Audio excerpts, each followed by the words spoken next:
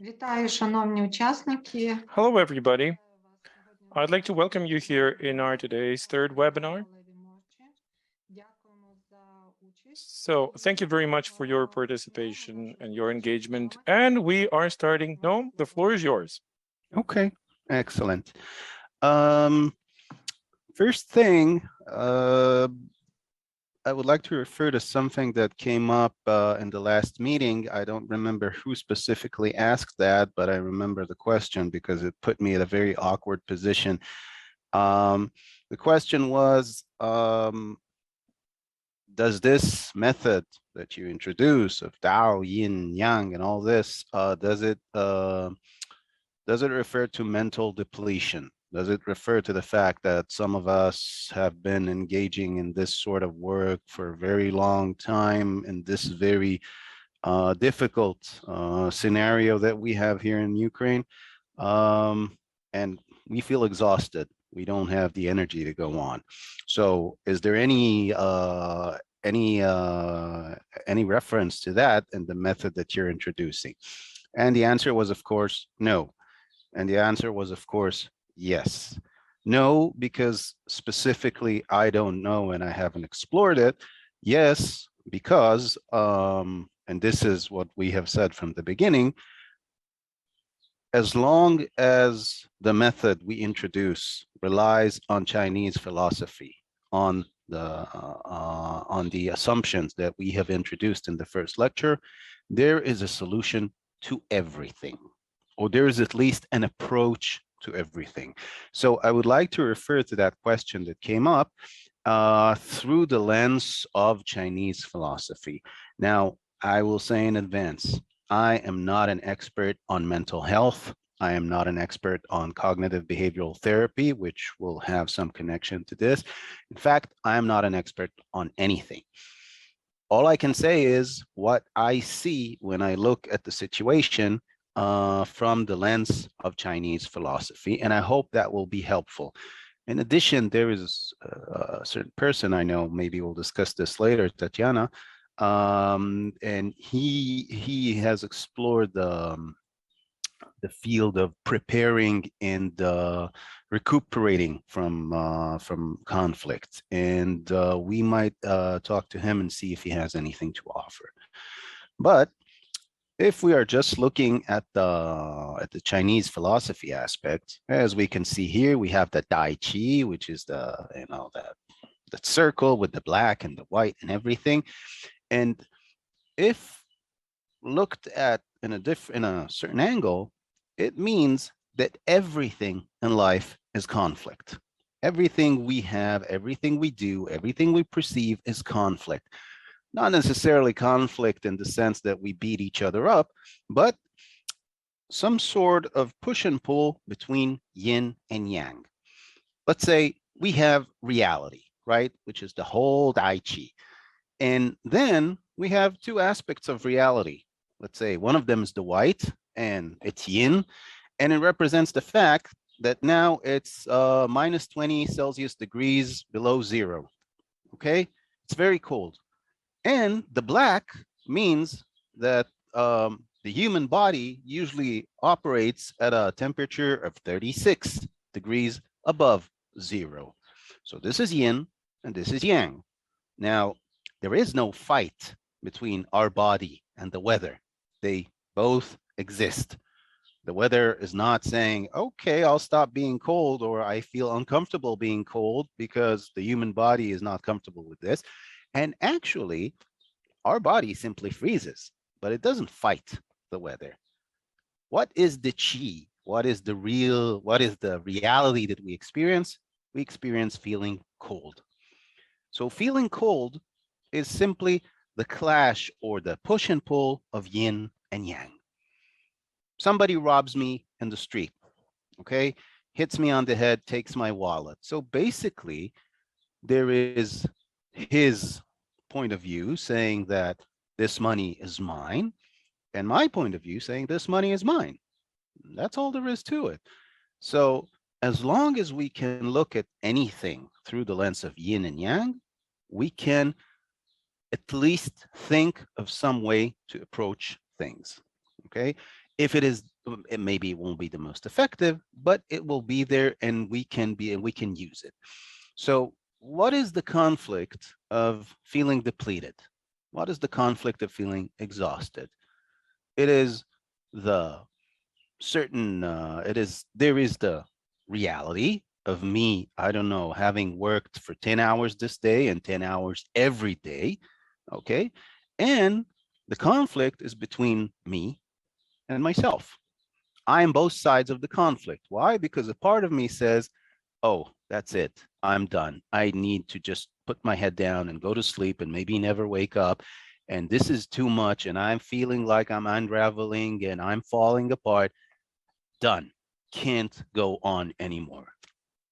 And if that was the only feeling, we would have simply crawled into bed and stopped working or doing whatever it is that we do. There would have been no conflict, but there is a conflict. Why? Why do we refer to that fact that we feel exhausted and depleted? Because we want to go on. We have a mission to fulfill. We have people to help. Maybe it's just our ego, but we do want to go on. So it's, again, conflict resolution in the most basic sense of the term. We start with the facts, okay? But since this is us conflicting with ourselves, we will have to cheat. The dialogue will have to be a bit more technical. Otherwise, we won't have the feeling that we are discussing this, okay?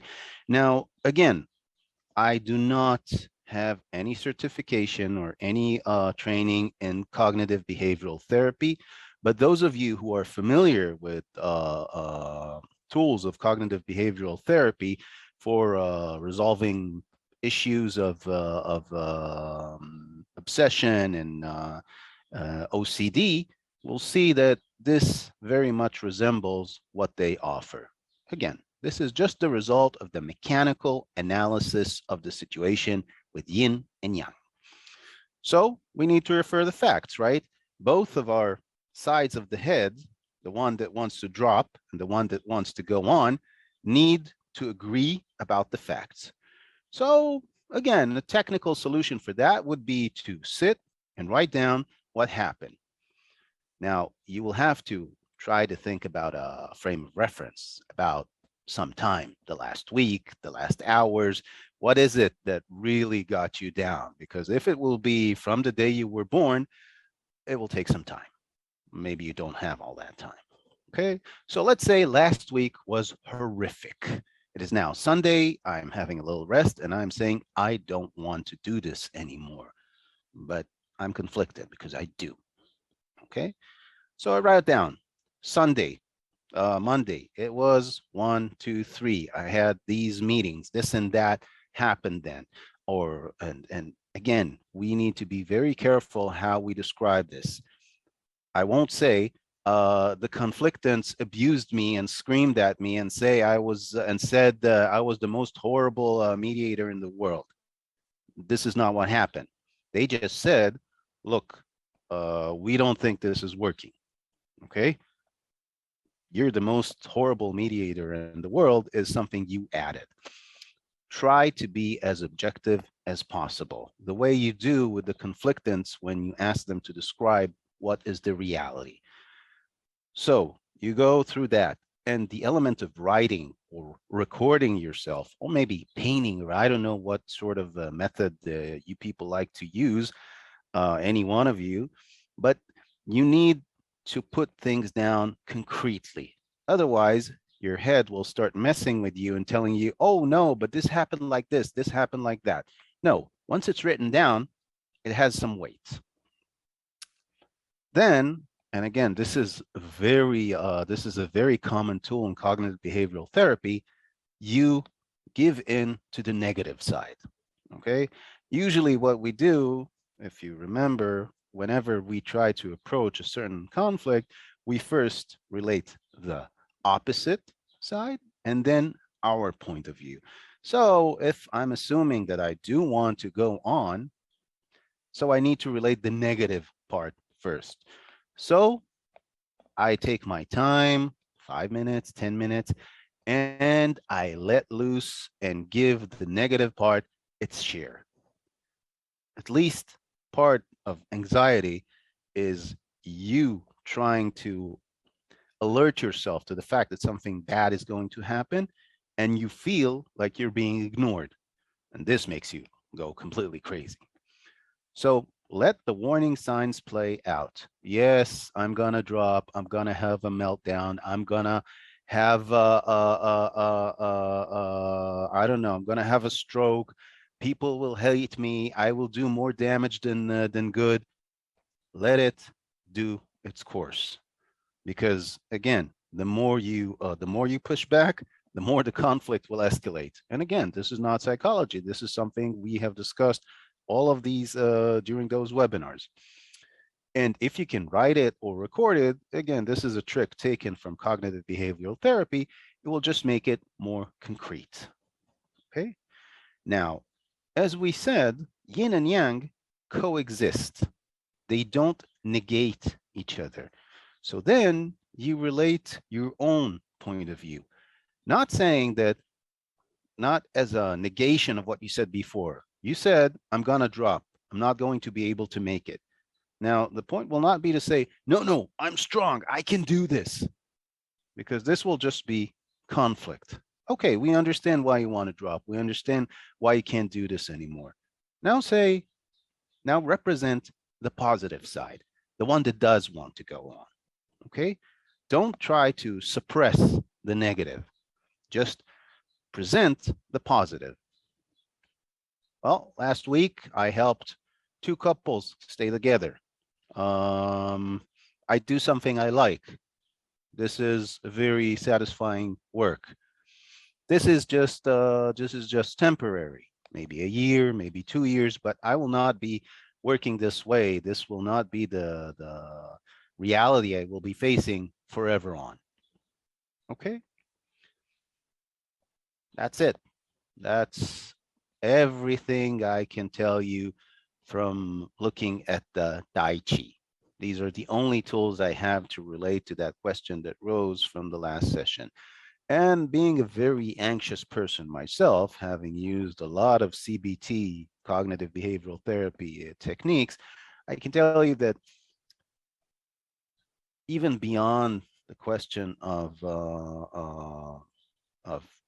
what exactly you do, approaching anxiety in a methodical anxiety or a feeling of helplessness in a methodical manner is usually helpful, because the anxiety, the fear that you might not be able to pull on is endless.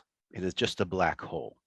And the moment you start quantifying it, writing it down, saying exactly what's going to happen, what is and isn't true, what is positive and what is negative, the chaos clears up and you end up with a result that might not be very hopeful or positive, but it's real. It is not this screaming black hole that you have in your head. So this is what I had to say about how to approach mental fatigue, if you want to call it that way. And there is, of course, just a matter of, maintaining a community, being in touch with other people, talking about it. That's again, that's just common sense. That's not something that needs any sort of expertise. So this is one thing.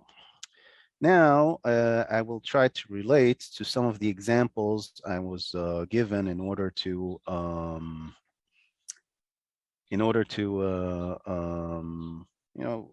look at some things you guys face in reality. Okay, so one of the examples I was given was that there is a settlement of Ukrainian refugees wherever, maybe in Ukraine, maybe in Poland, doesn't matter, and they're keep on fighting about the settlement maintenance responsibilities. Who has to clean up, who have to dig the latrines, who have to go and do this, who has to go and do that. Okay. Now there's something very interesting about this dynamic, and when you analyze each and every case separately, you see that experience, we keep talking about deduction, but experience, induction is always relevant. Why? Because you can see that this is a conflict between two groups. It's not two persons who are in charge of taking care of things. Maybe each faction has a leader, but people in general have a bad feeling about each other. Okay. And the other thing we can look and see about this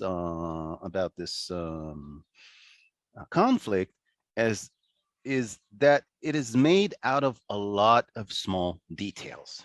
Okay, let's say cleaning. Cleaning contains a lot of details. Where, when, how well.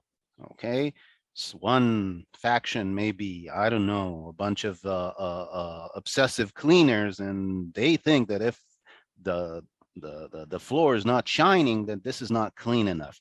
So basically, just looking at this sort of, playing field, you understand that this is not in the details. Okay, because you could be chasing your own tail and sending the conflictants on an endless list of chores and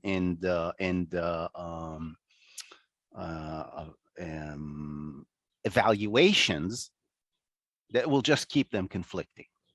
Because you will say, okay, let's look at cleaning the bathrooms. It has to be once every 2 days. Okay, they agreed to that. It has to be with soap. Okay, they agreed to that. It has to be with hard brushes. Okay, they agreed to that. But they didn't agree that you have to brush the toilet for 5 minutes and not 3. And they will fight over it again. Okay, so many a time trying to think about a concrete solution only makes things worse. And this is again and again and again why we will say, first, make them see each other, make them understand each other to a certain extent, make it obvious that this faction and that faction, or that this conflictant or this conflictant winning or having their way is not the end of the world.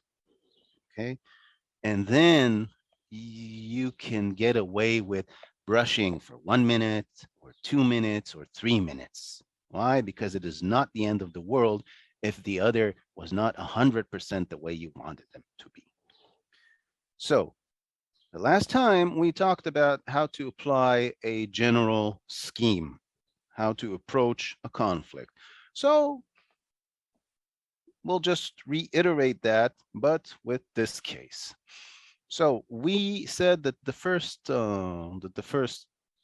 big stage of the plan will be to create a common narrative, to create the facts. Okay, so this is what you do. You sit with the people and you start assessing whatever it is that they are facing: bathrooms, trash cans, kitchen, fence, I don't know. Okay, you make a list. You don't make a list in order to solve the conflict. You just make a list in order to understand what is the circumference of this conflict. What is it that they are fighting about? And the last thing you want to do at that point is start to analyze what happened until now, right? Because your stated mission is to make things better, to make people live in peace. And in order to do that, you have to address their grievances, right? So the first time you sit together, it starts like, yes, but they said that they will do this and that, and they didn't. No, you are liars. We said we will do it, but the day next, not that day, and blah, blah, blah, blah, blah, blah, blah. And what we'll have is just a big mess.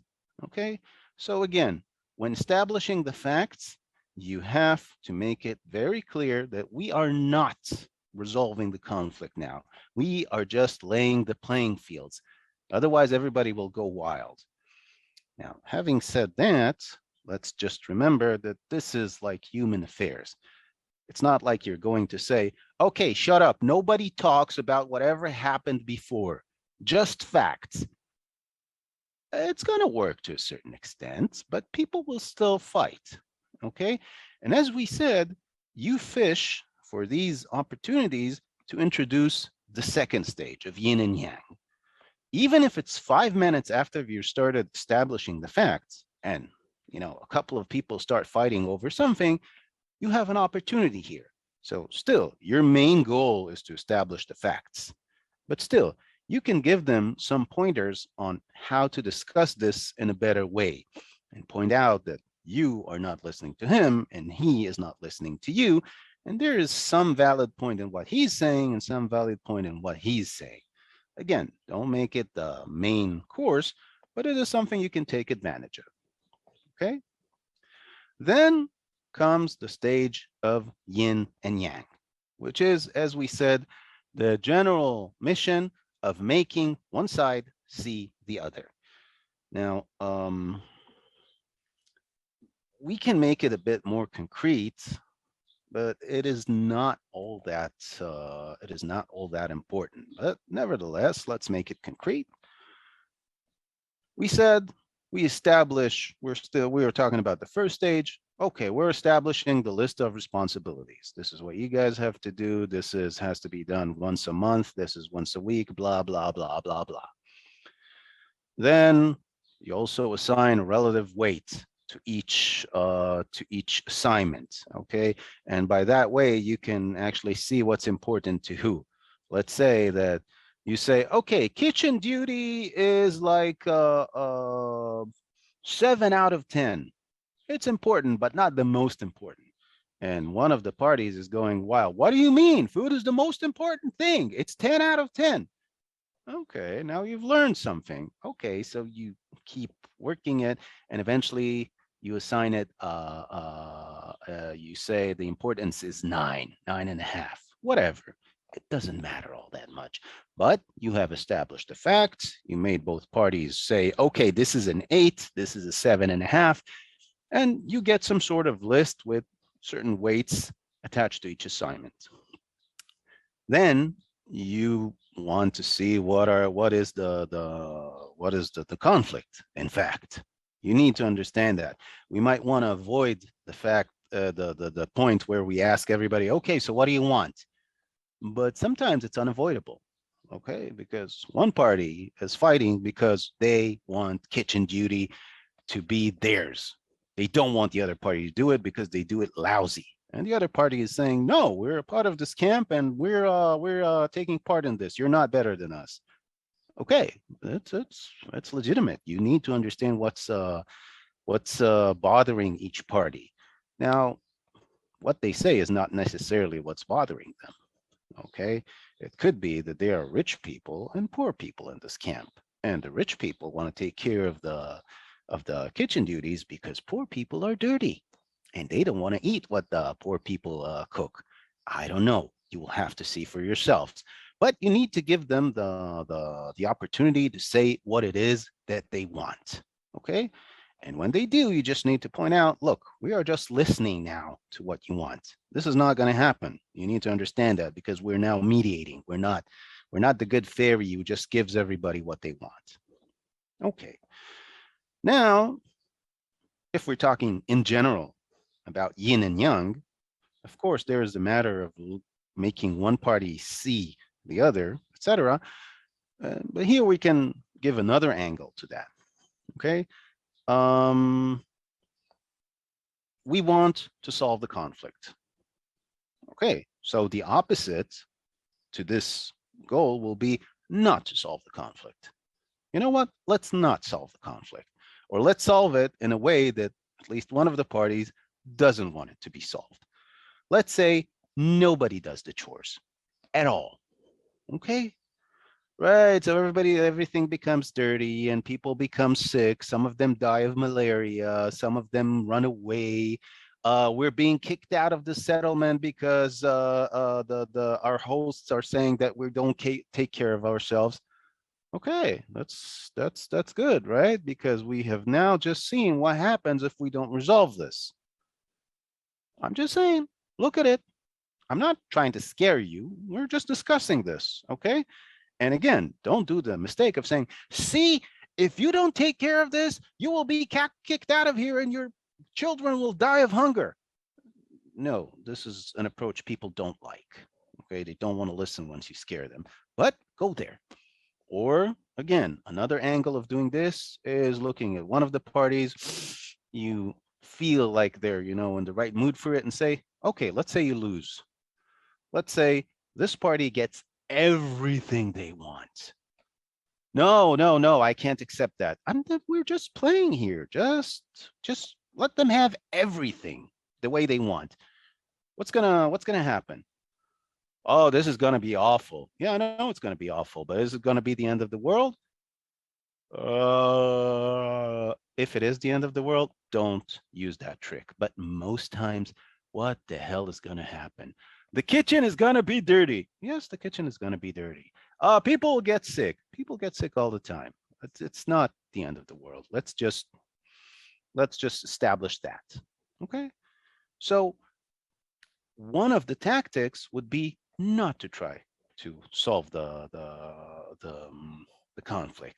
Why? Because we want to solve it. And as we said, everything you do, you need first to do the opposite. Okay. Basically, what we have just said is the same thing we are doing with the people, right? Because we are giving every one of them the opportunity to speak freely without being contested. And this is what we're doing, but not with the people, just, by interviewing them and saying, okay, what happens if we don't resolve this, or what happens if the other party wins? It's, again, just another approach. Then we aim at what we want, okay? We're saying, okay, up until now, or, in certain iterations, up until now, we didn't try to solve this. What happens if we do try to solve this? What happens if we actually go for some sort of a compromise, right? And we have seen that even if we don't compromise, it's not the end of the world. So compromising will probably be much better. You don't say that, but they will understand it because you have already shown them that, again, this is not the end of the world, and we can actually make it a little bit better. That's it. So you say, okay, let's say you guys do this and you guys do that. I understand it stinks. I understand this is not what you want, but it can work out, right? It can be better than if the other party wins completely or if this whole thing falls apart. And again, as little as impossible of giving them specific solutions. And at this point, where you start advocating resolving the conflict, you start fishing. You look, you see that one of the parties is adding to your suggestions. You see that you said, okay, you do toilet duty every other week, and they said, yeah, but what about Saturdays? Oh, Saturdays. Well, you got something, you have some specific ideas about Saturdays? Yes, we could do this and that. Yeah, excellent. What do you guys say about that? And all of a sudden you have a concrete dialogue. Again, you always have to read the room. You always have to see that everybody is ready for the next stage. This is something that cannot be taught, at least not, with PowerPoint and through Zoom. But this is the general plan. Okay. Was this sort of clear, or do we need to go over it again? Okay, excellent. So we took one example and we gave an approach of applying the yin and yang method in the general. How do we build the whole approach? Now we can give a couple of examples how to do it on the micro level. How do we phrase specific things? And two things we've talked about the last time were first, how do we approach the phase of establishing the facts? And the second is, how do we approach the educating people to listen to each other? Okay, so here is a certain phrase, a certain paragraph that can be used in most cases. It's very general, and you can make, and you can see there are places here for examples, and you can make it more specific. Again, let's say that we are talking about this refugee camp conflict. So people are starting to ask you, look, you're here to mediate this. You're here to bring us a solution. You're not here to be a historian or I don't know what, an operations manager of this place, right? Just tell them to do what we want and get out of here. And you're saying, look, many cases people fight without even knowing what they fight about. Okay, like a husband and a wife are fighting, and he thinks that's because he doesn't earn enough money, but in fact, she feels like he's neglecting her. And he says, I'm making enough money, and she says, you're not at home at all. And they keep on fighting when their agenda is completely different. And this is a recipe for a disaster. And I'm a professional in this field, and I've seen enough cases to know that if we don't agree what are the facts, we'll never get anywhere. Okay. And again, use a lot of examples, maybe from this specific case, right? We've just seen, okay, that party B is saying, no, we left the kitchen clean enough. And the problem is not the cleanliness. The problem is that the food tastes bad, right? And they're saying clean and you're saying tasty. So this is something we need to understand before we start, throwing out solutions. Now, what are we saying? We are saying that we need to establish the facts in order to prevent fighting. So let's fight. So we're all angry. And all we want to do is fight. And don't worry, we'll do that. You'll get enough fighting as you want. Okay, we'll even, arrange an arena and you can knock the shit out of each other if you want to. But right now, our goal is to establish what we're fighting about. Let's sit down and make a list. Then we can fight all we want. By then, they wouldn't want to fight. Okay. Wait. Let's move this. Okay. And again, another example of how to approach, how to facilitate the yin and yang phase of making people hear each other or see each other. I like cookies. Maybe it can be seen, but I like cookies very much. And specifically, I don't know if you know that, I've seen Ukrainians have a lot of round breads, like bagels of all kinds, right? A lot. I'll forget about that. But Americans don't know how to bake. They only make cookies, but the cookies are good. Okay, so I'm in the cookie phase of my life. So you fight with someone Олег, я over... вибачаюсь. Зупиніть, будь ласка, Нома, бо якщо він вже розповідає про I'm sorry, печиво... no. If you're talking about the cookies, then the presentation never switched, never moved on, because you're still on that slide with cases. In many cases, people fight without even knowing. Yeah, but this is the second one. The right-handed one. Okay, and there is a cookie there. Anyway, you fight with someone over a cookie, okay? And they don't even say they're sorry. It's your cookie, and you would have given it to them. But they don't say sorry. They don't say please, okay? They look at you like you're garbage. Why? Because you don't want to give them the cookie. Because they're angry, and they don't feel you.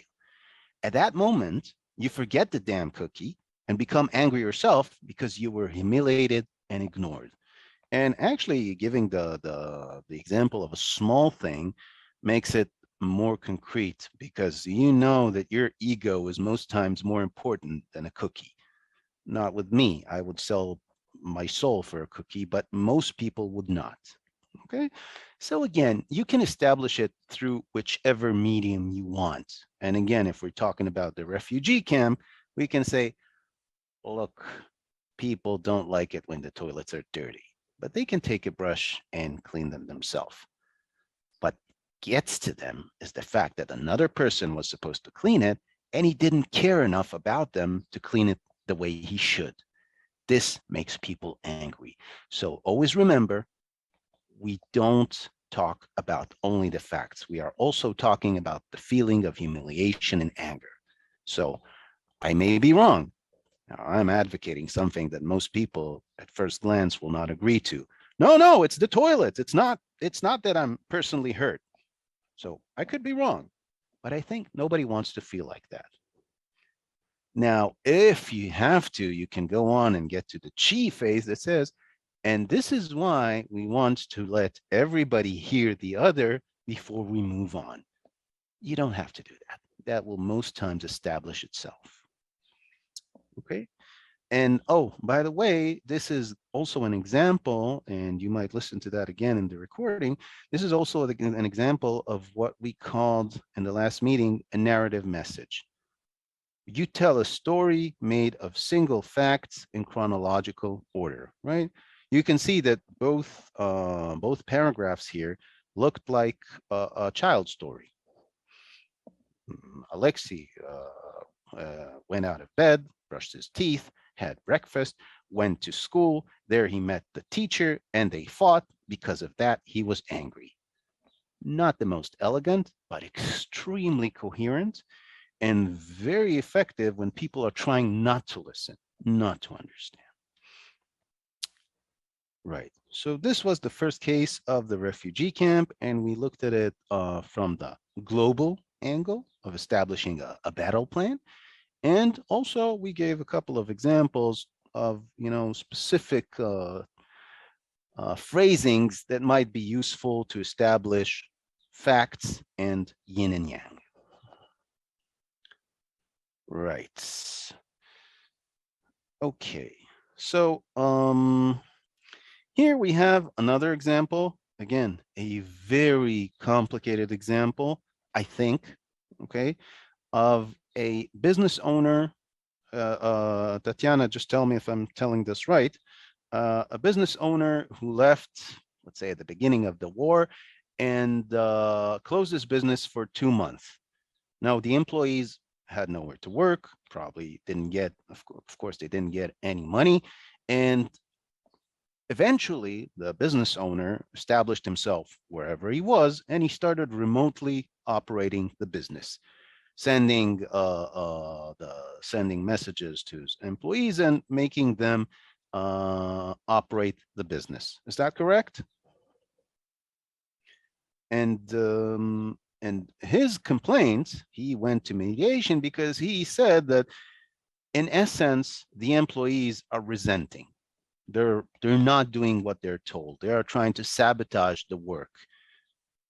So he wants them to get in line and start working the way they should. Now, it doesn't take a genius to understand that there is some sort of balance here. Even without talking about the 2 months without pay, I think, again, and correct me if I'm wrong, most people will resent taking orders from a person who's safe while they are being under fire. Okay, so we definitely have a technical angle here, right? Work, not work, money, not money. And of course, we have an emotional angle here about you sit wherever you are and we are getting missiles and you're telling us what to do as if like everything is okay. Where's the solidarity? Where's, okay. So in this case, we will concentrate a little bit more about educating the two parties how to talk to each other. Now, as we said, establishing yin and yang, or establishing the habit of listening to the other or talking correctly, doesn't have to take the form of rules. You can make rules. Now for 5 minutes, he's talking and you're listening. Now for 5 minutes, you are making as if you are the other person. And another possibility can be educating them, again, not being too pompous about it, educating the parties how to address each other, or at least giving them a certain feel about what's right and what's wrong when they are presenting their views. So this is the business owner, and is saying, look, I'm only their employer. I'm not their daddy. And you can see he's angry, right? Because why would he say I'm not their daddy? He sees them as little children. It's not my fault that I succeeded in life and had enough money to run. Now, these spoiled brats expect me to kiss their hand so they'll agree to work? They need that money, not me. I'm doing them a favor.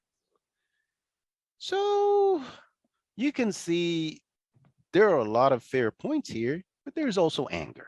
Okay, there is also the part that the other party will not agree to. And again, if I want to get angry, if I'm an employee in this business, all I have to say, oh yeah, try to operate your business without employees. Let's see that works. And it's all over again. So when you hear this sort of narrative, you can interfere with this sort of text. I understand your position, but when I hear you, it's hard to agree with you. Why? Because you're using harsh language and people don't like to listen to that. You don't have to be very soft or educational because, again, let's say this is a business owner. That's a real person. That's not a small child. Don't tell him, oh, it hurts other people's feelings when you talk to them that way. No, you can be very concrete. Some people very appreciate that. Of course, if this is like from another example, the angry teenager, you may, speak differently. Look, let's say you have a friend and she tells you you're ugly and stupid. Now she's trying to tell you something because you don't dress nice and you are talking to people in a manner that making them angry. But when she tells you this way, you become angry, right? So this was very concrete and very almost condescending. But here, I think you can be very straight to the point. It's hard to agree with you. You use harsh language. You are not completely fair because you know you need employees. And I'm not saying you're wrong. I'm not saying you're wrong. Okay. Oh, wait. Now you just said this and that word. Can you do it without this idiom? Can you do it just without spoiled brat? Just saying, look, they're employees. They don't own the business. That is very correct. And that is very concrete, but you didn't call them spoiled brats. You know what? I don't think they're spoiled. They're in a war zone and they're not making all that much money. Don't call them spoiled. Now, again, it's a question of whether the other party is in the room, because educating somebody in the face of their enemy can be very problematic. So you can do it, you can do it more conspicuously or less conspicuously, or maybe have a session just with one of the parties, whatever. But this is the general gist of it. Okay, so, and eventually, of course, you give the person his due. Look, I just have a problem with the style. Why? Because I'm a mediator. I want the other to hear you and agree with you.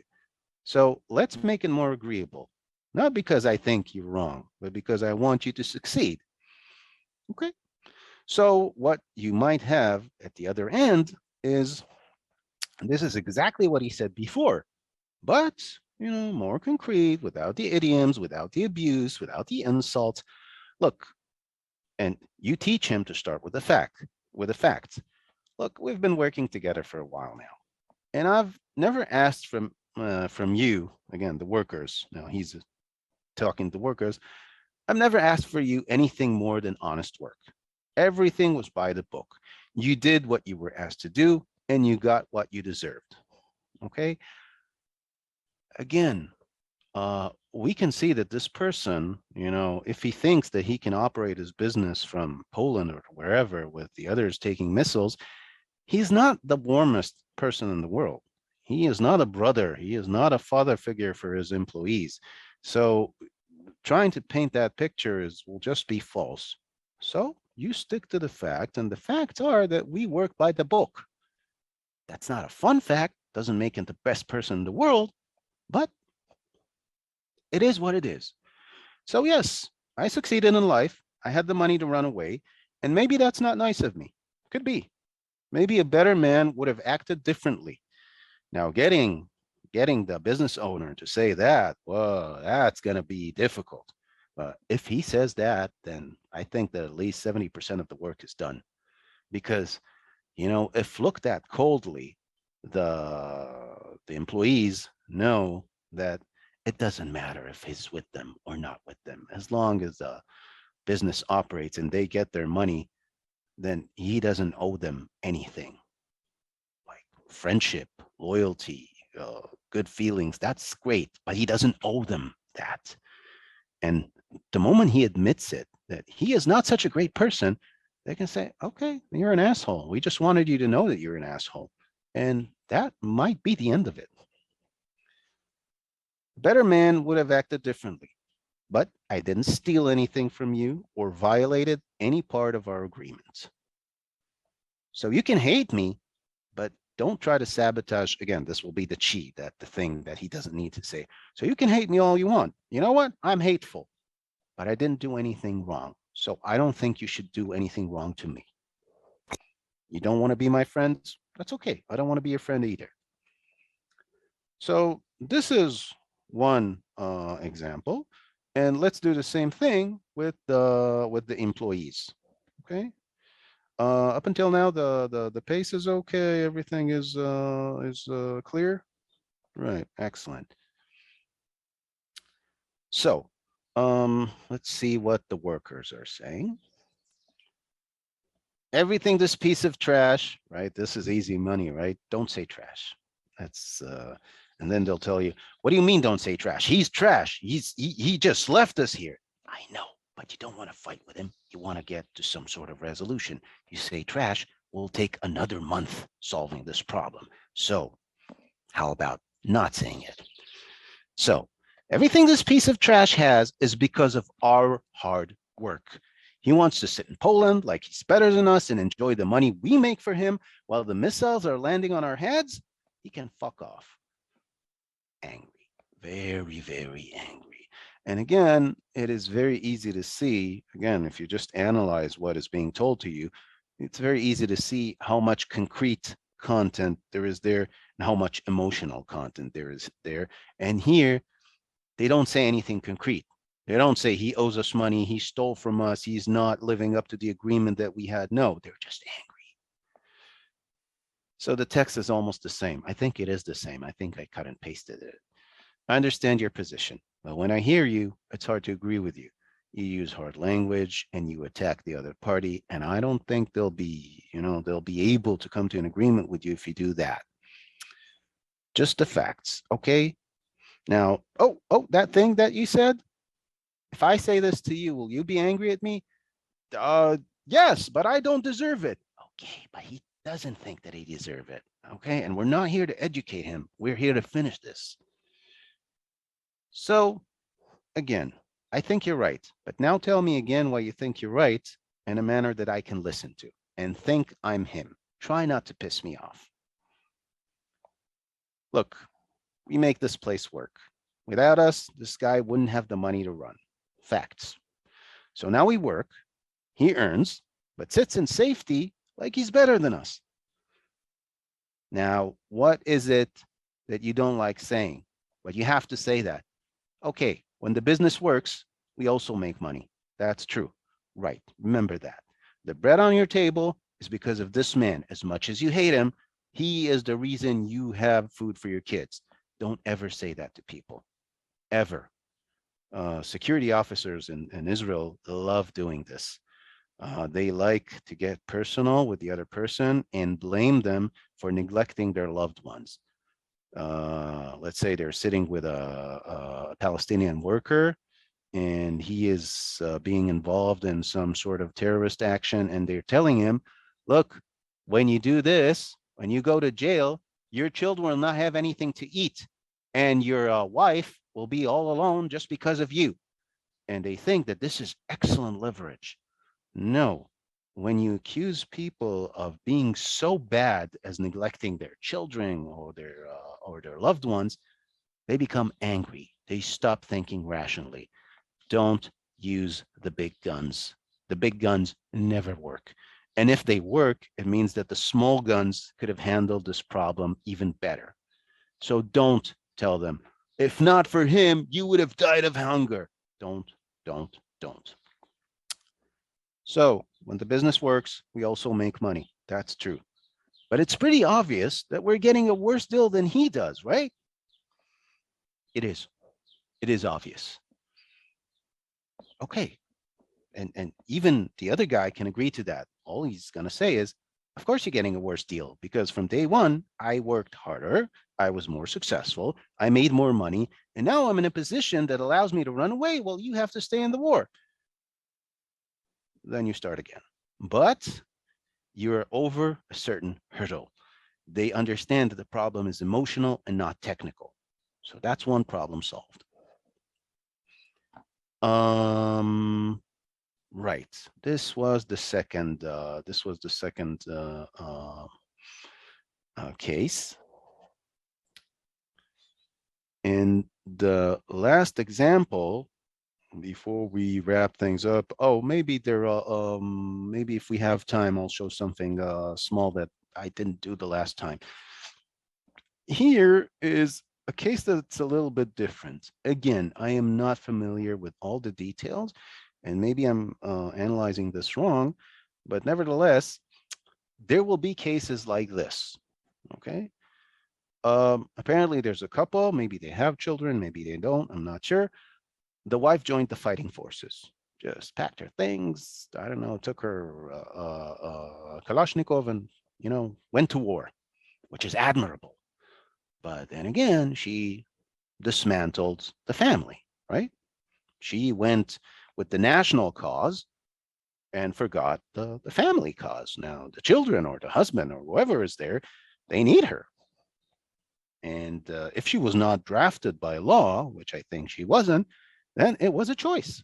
She chose to leave the house and fight for Ukraine. Again, this is a horrible problem because you can't say a bad word about her. This is an admirable person. She left everything in order to fight for her country.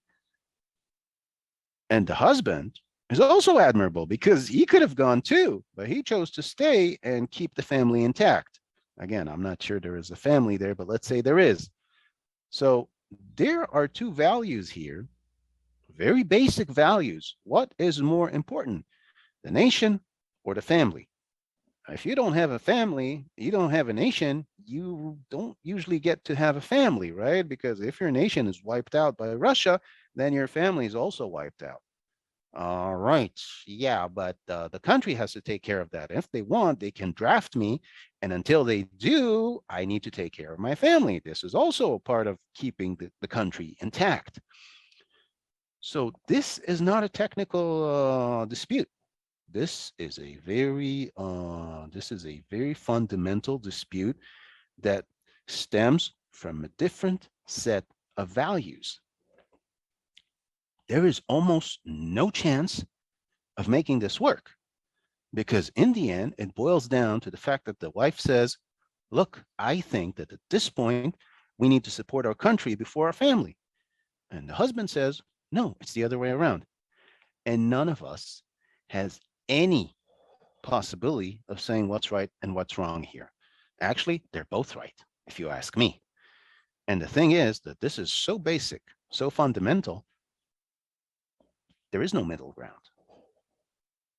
And the circumstances also dictate that there is no middle ground because if the woman goes to fight, she can't, come back, like if it's a career, then she can come back home at 4 instead of 5. But if she's going to fight, she's not coming back until the war is over, maybe once, I don't know, every 2 or 3 weeks. There is no middle ground. There is no in-between solution, right?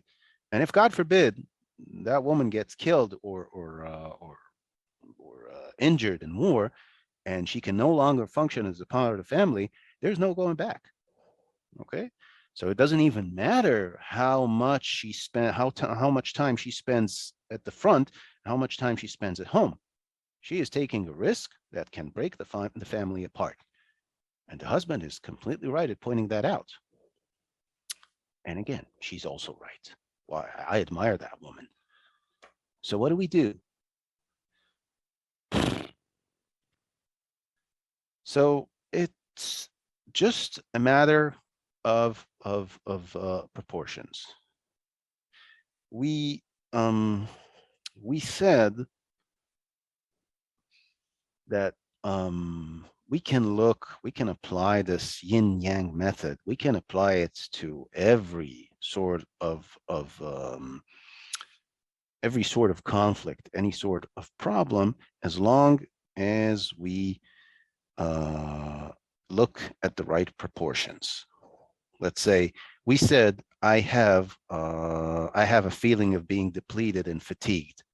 So I was used to using this yin yang method to look at two parties and say, okay, let's find a solution. When I zoom in, I see that me is also two parties. Okay. So I look at this, okay, if you see the black and white circle, I look at this and I see these things will not meet. This is not going to happen.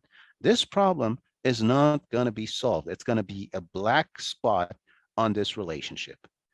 So if I have nothing to do here, I need to zoom out, accept that this is a failure, and try to mediate this failure between this failure and the relationship. I'm not looking at this problem. This problem is dead. Now I'm looking at the role this problem has against the whole relationship. This is the only way to do it, because again, if I try to dig into this, I will only make things worse. I will tell the wife, no, you're dissolving, you're dismantling this family. I'll tell the husband, you're a coward. No, it's not going to work. So the conflict here is between yes relationship and no relationship, because this is such a basic disagreement that if we don't fence it and we don't put it into proportions, it will end up with the family breaking up. Now, if the war ends tomorrow, that's not going to be a problem, but I think this is not going to happen. Okay. And even so, you know, if we're being realistic, if this takes like a couple of years, maybe even several months, this relationship will not be able to survive this unless handled correctly, because there will always be that narrative of saying, oh, you remember 5 years ago in the war, how you left me? This is not going to work out. So again, you need to be very careful in what you do here. And this is not an easy decision to make. I personally, I will have my hands trembling before I will approach this conflict. But if I do, if I decide that this is the best thing to do, if I decide that I'm the right person to do this, I think, to make the decision that we are not solving this problem. And the mediation is not about this problem. It is about whether our relationship can survive this problem. So whenever you approach a problem, you need to understand, as we said before, like in the first example, is it in the details or is it in the big picture? Is it something concrete that we can just, you know, say 60%, 40%, or is it something more emotional, like the second example? And in this case, not solvable. And given that this is the problem, what do we do? Specifically, there is, again, a text here that you can use, not necessarily this way or that way. There's not a lot that we can work with here. These are the facts. Now, these can be contested, right? Because the couple might say, hey, so why the hell did we bring you here, right? You're the magician. You're supposed to make that work. Okay, but you consider me the authority? And if they don't, then you can just go home. You consider me the authority on this? This cannot be solved. That's what I'm saying. And either you accept this as a fact, or you can do whatever you want, but I can't do this if this is not a fact. You can see things differently, probably for good reasons. And this means that this specific dispute is not going to be solved. Okay. Now look, there is a very tricky concept here. And we said, no, this is all yin and yang. We don't even have to make excuses. Hope can be one of the biggest problems in solving a conflict, because again, it can be something wonderful, but it can also be the yin or the yang. When they keep hoping to solve this conflict, they keep telling themselves that if she does this or he does that, and if she comes a little bit my way, or she just doesn't go next week, this is going to be solved. And they are not looking at the big picture and seeing that there is a gap here that cannot be bridged. And the moment you inform them there is, they can actually take their eyes off this problem and maybe see things a bit differently. Accept the fact that with this, they're screwed. This is the way it is. And accepting negative impact is something very important in, accepting resolution, accepting mediation. So I don't want to be over dramatic, and correct me if I'm wrong, of course. This is maybe very, very authentic. Maybe I'm seeing this wrong. Maybe she's just volunteering for a couple of months and she'll be back. Again, if I didn't get that and it's all just a matter of several weeks pulling on and this, okay, we can find a solution. But if it's this big fundamental thing we were talking about, no. What we need to do is not to find out how to solve this problem. What we need to do is to see how this relationship can survive this problem. So again, facts.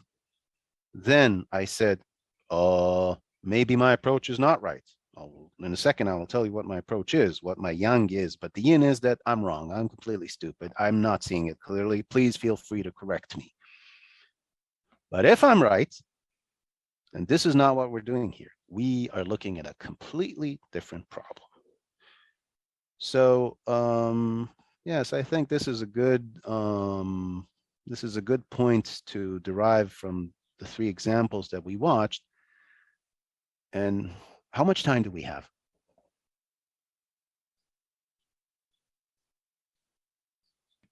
In 24 minutes. 24 minutes. Right. Are there questions?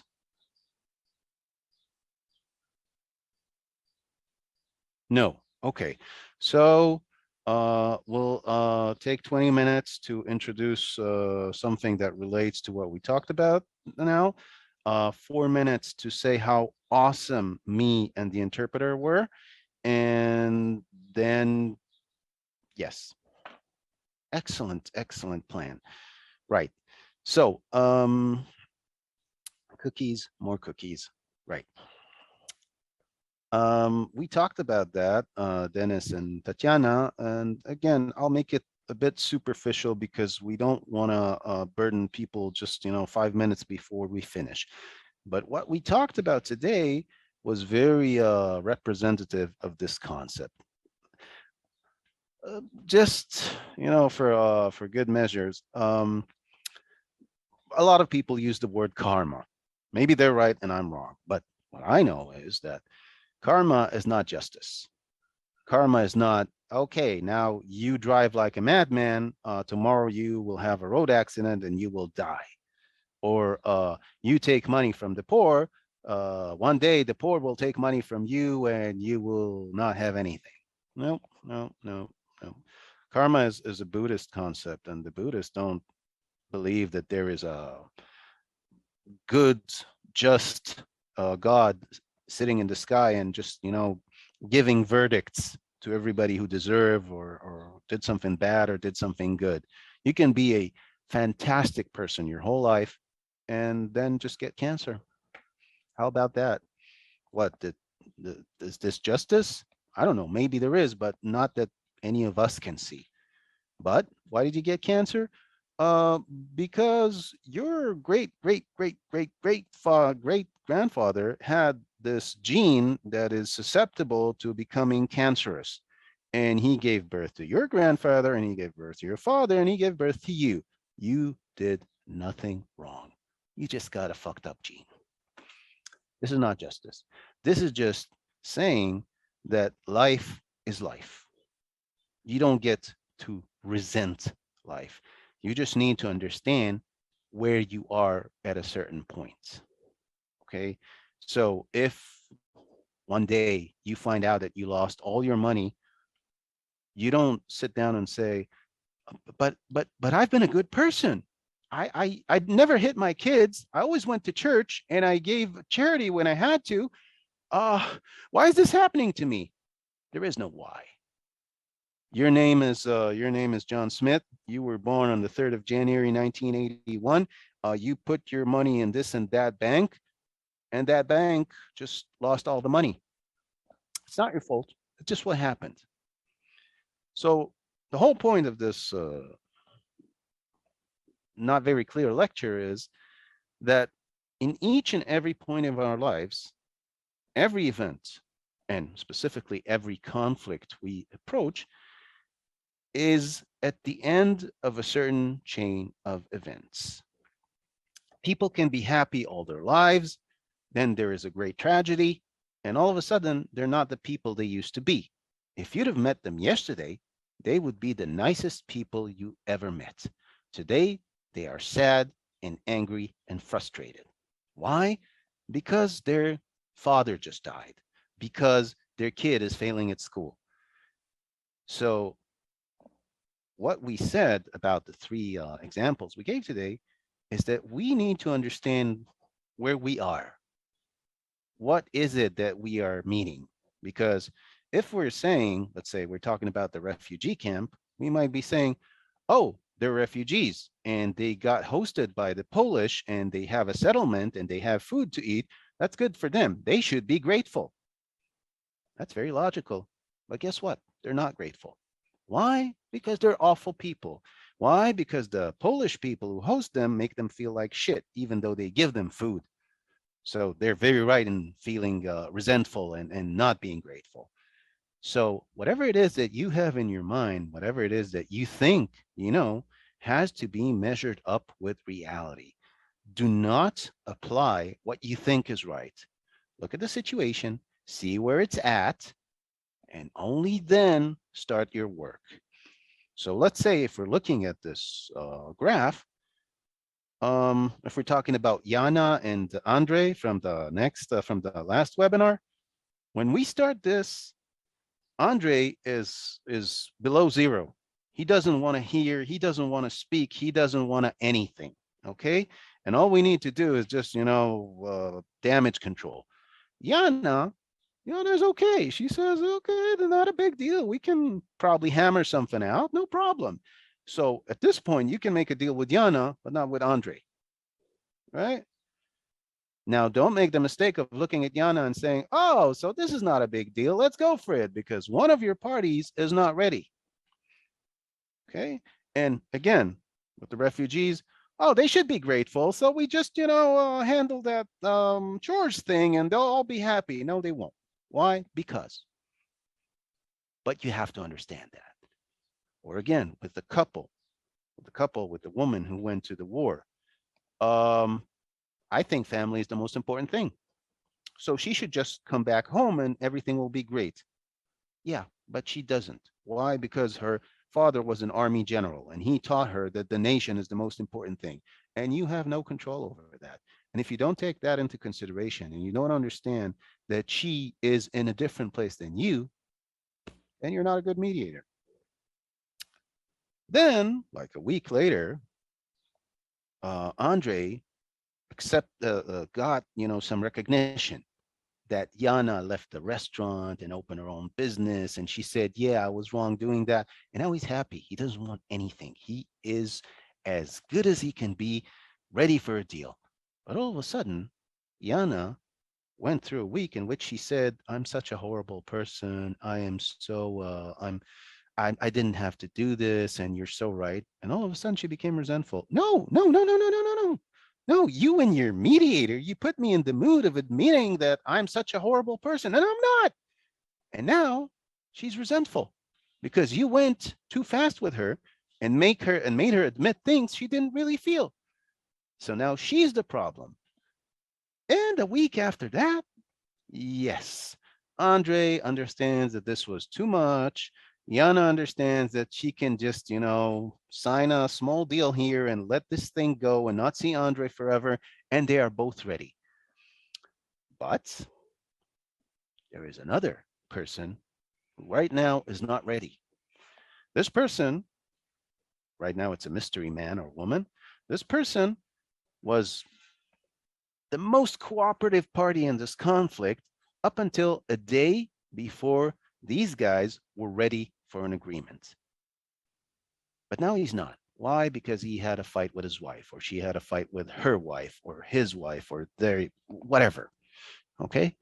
And now he is in such a pissy mood that he cannot be helpful in reaching any agreement. Who this person is? This is the mediator. Because when we say karma, we say everything, the situation in which we are all right now. So you have a very delicate balance between Yana and Andre, but you are not in the mood to put everything that happened with you aside and bring the right atmosphere to the room. Let's say, okay, you're a woman and you just had a fight with your husband, and Andre looks a little bit like him. You are not fit to do the work today. Why? Because you just look at him and all you want is for him to suffer. Say you got the flu. Say you ate some poison food. Make it another day. Okay. Now, most times, if we're professionals, we can put aside the things that happen to us. But when we try to read the situation and understand where we're at and what sort of approach we should take, emotional, detail oriented, cold, warm, aggressive, we need to understand what situation we're facing. And we also need to understand where we are in relation to that situation. Let's say we have a father who's hitting his child. You know what? No, a mother who's hitting her child, and they're having a custody fight, and you were abused by your parents when you were a child. Maybe you don't need to take that case. Why? Because you can't do this. Again, it's not, but you're saying, no, no parent should hit his child ever. Okay, but you're a mediator. You're not a judge. Okay. And in order to be a mediator, you have to be in the right mood to see both parties and work with them. If you can't, admit you can't. Maybe you have to wait it out. Maybe you have to pass.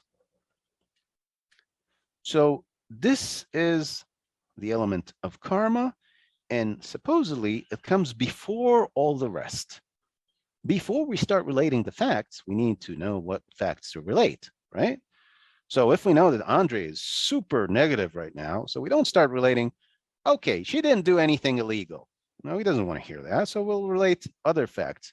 Look, you guys were friends for years, blah, blah, blah, blah, blah. So karma means know where you are before you start moving. Which brings us to the last slide, in which we simply just, see this picture. This is actually how you're supposed to do it. This is how you resolve conflict. Forget about the system and the big ideas. So basically, we have 3 steps, maybe 3.5 if you're really, you want to be very meticulous about it. First of all, there is karma. Forget about karma. First of all, there is the question of where we are. Yes, I understand this is a domestic affair. I understand this is a husband and wife. I understand this is a business owner and employees. It doesn't mean that I know what sort of problem I'm facing. I need to read the room. I need to read the situation and see whether my go-to approach is appropriate here.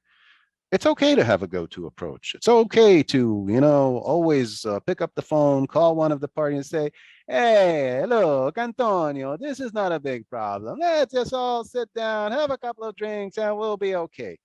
And most times it will work, especially if you're with working with the Sicilian mafia. Okay, but you listen and you see that this is an anxious teenager fighting with her mom when they're refugees in Poland. So no, this is not a case for sitting out, having cigars and drinking with the boys until you get to a resolution. Here you need to take a different approach, and maybe you're not the right person to do it. So this is one thing. It's okay to have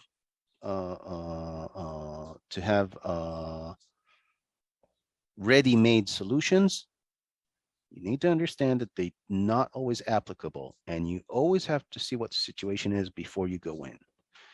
Then there is the matter of Tao. You relate facts. Again, the facts you relate, there are a lot of facts in the world, but the facts that you relate are according to the karma, according to understanding where this is coming from. Again, if we are saying that this is emotional, talk emotions, forget about the money, or the other way around. And as we said, most times what we will be looking at will be in conflict. Okay.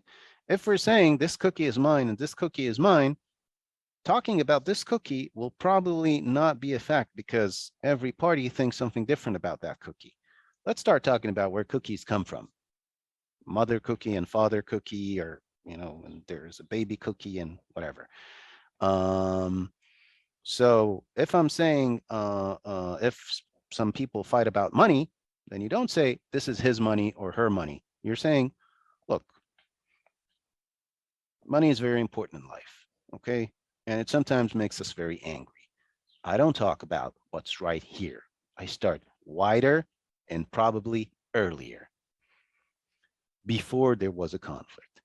And then, as we said, probably the most delicate part is making both parties be heard.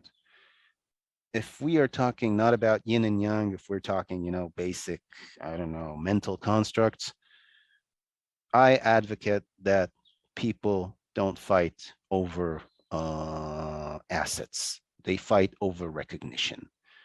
Most people in most conflicts will be able to give up a lot of what they want if they feel they are acknowledged.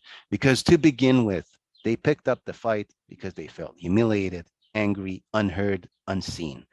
Most rational people, once they have been given a voice and they were heard and acknowledged, will be way more easy to work with. Okay.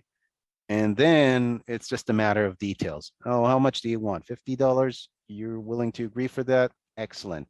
Bye-bye. We're done. So, and as we said, when we relate, we facilitate, okay, we facilitate presenting both sides, and we said there are several ways of doing it. We can create rules, we can educate, or we can just create some sort of atmosphere in which people understand that they need to listen and to relate to the other point of view.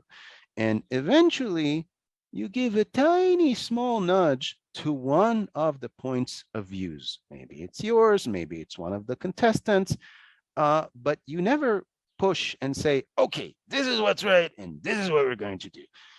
You're making it very, very small and unobtrusive. And eventually, most times, one of the parties will pick it up and will say, okay, I can work with this. Okay. The moment you win, the moment you push a solution, people will resent. Why? Because they're donkeys. I don't know why. People like resenting things. And once you don't give them a thing to resent, they don't. So this is, in general, what we talked about during the last 3 sessions. And again, I'm very grateful for this opportunity you guys gave me to, first of all, help as much as I can, not just sit on the other side of the world saying, oh, this is so awful. I don't know, let's put a Ukrainian flag on our doorstep. Like, you walk around here in Madison, Wisconsin, you think you're in Ukraine. It is all blue and yellow. I don't know how much that helps, but it is. So thank you for this opportunity. And I hope whatever it is you heard here will help you. Нам дуже дякуємо вам We're за also so much grateful. Thanks very much, Noam, for your presentation, for the 3 presentations. Can we hold it a little bit, because there are several questions here, and if we can listen to the questions from the participants, please, for just a couple of Definitely. minutes. Of course, yeah. I'll just Супер, stop дякую. sharing. Тетяна Витюк. Super. Tatiana, last time you had a question. Would you like to ask it tonight?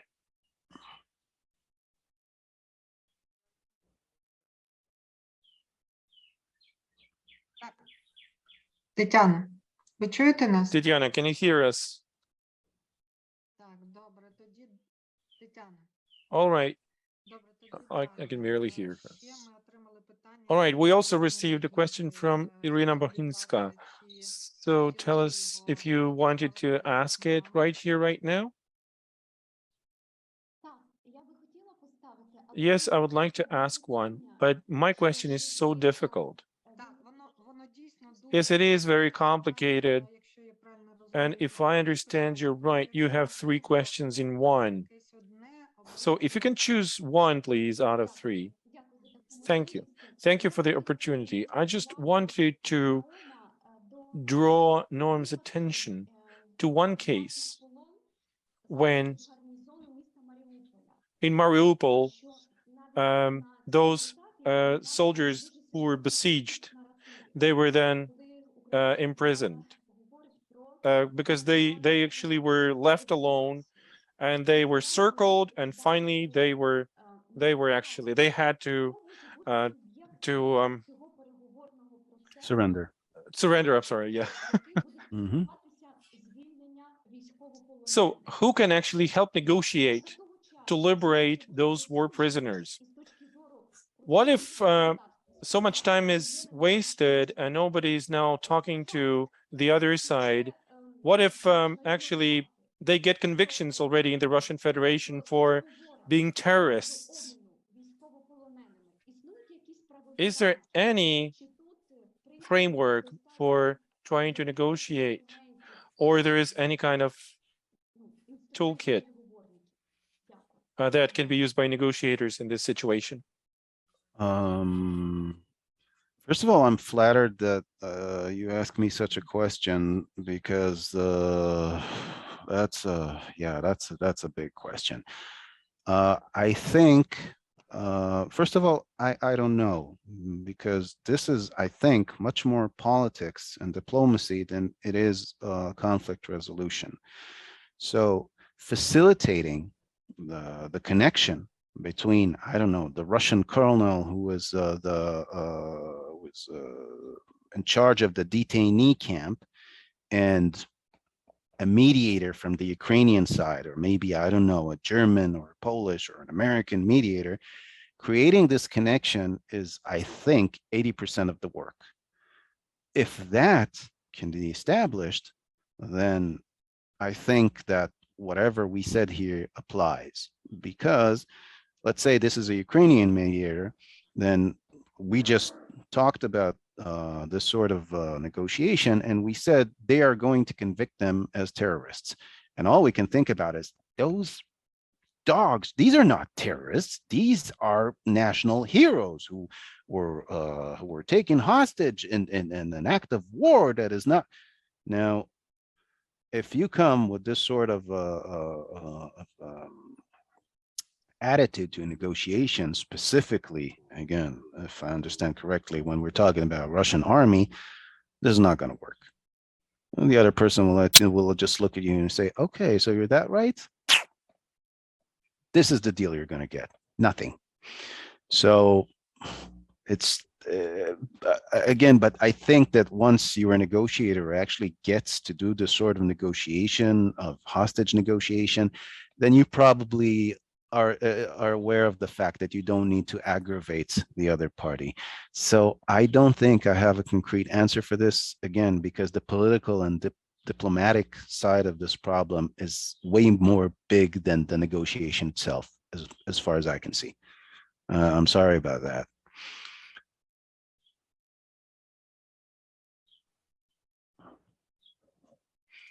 Just another thing, I think it was Catherine who asked a question about the mental depletion, the feeling exhausted last time. So I hope you saw what I had to say about this. I hope it gives some sort of direction that can help. That's all I could do. Thank you. Дуже дякую. Так. Thank you so much. All right, dear colleagues. Then I can see no more questions. So let us thank you very much, Noam, for the series of course. webinars. Thank you for making us aware of the Chinese philosophy. It's been incredibly interesting, and especially thank you for the tools that you've shared with us and for some of those techniques and for so many cases that you've kindly presented and also the answers that you've given to our questions. Thanks a lot for your support for our Ukrainian professionals. And I want to thank all the participants of today's meeting, also the Definitely. organizers of the webinar, and also our interpreter as well. Thank you for messing it up. So thank you very much, and have a great night. See you soon, hopefully. Bye-bye, everybody.